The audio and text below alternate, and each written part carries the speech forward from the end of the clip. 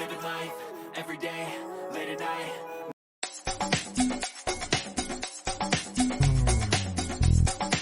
Showbiz Kachika TV.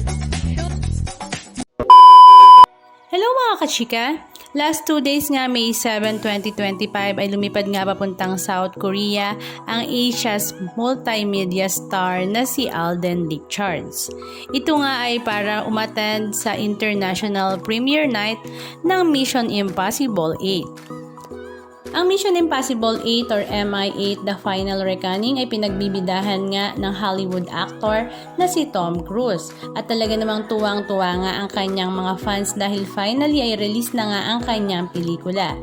Ito nga ay nagkaroon ng premiere night sa Busan, Korea, kaya naman ang kanyang mga fans ay talaga namang tuwang-tuwa at isa na nga doon si Alden Richards. Nagpaka-fan mode nga si Alden Richards nang makita nga niya si Tom Cruise at talaga namang tuwang-tuwa at excited na ibinahagi sa kanyang latest post sa kanyang social media account ang kanilang pictures at videos together na may caption na "Ethan meets Ethan, I have no words."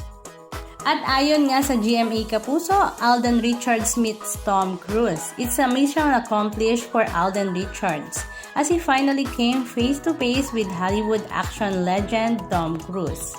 Sa video clips nga na ibinahagi ni Alden, ay tuwang-tuwa nga ito at talaga namang nakikipag-usap nga sa kanyang idol. Samantalang si Tom Cruise naman ay mababasa mo ang bibig at sumasagot ng wow.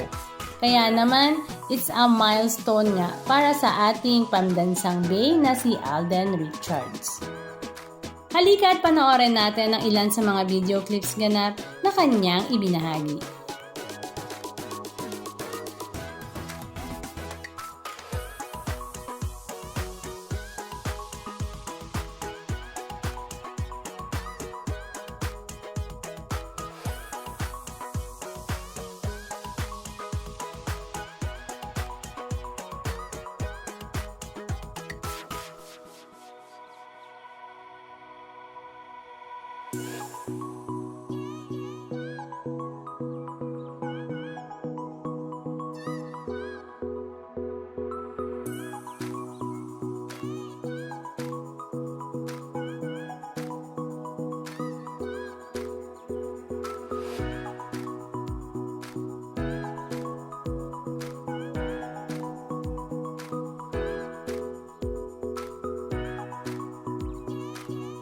Anong masasabi nyo mga kachika? Just comment down below. And please don't forget to subscribe. Thank you!